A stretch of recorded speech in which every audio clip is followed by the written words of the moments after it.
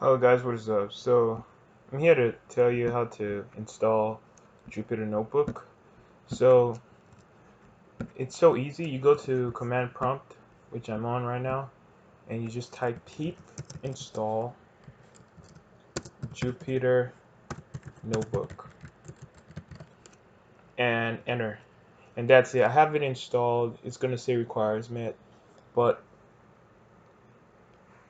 as we can see, it's loading, and yeah, as you can see, requirements already satisfied. But if you never had this, just type pip install Jupyter Notebook. And to launch Jupyter Notebook, you just have to do type Jupyter, excuse me, then Notebook, and press enter, and it's gonna launch on your default browser, and then you can access your .ip YNB files or Python files.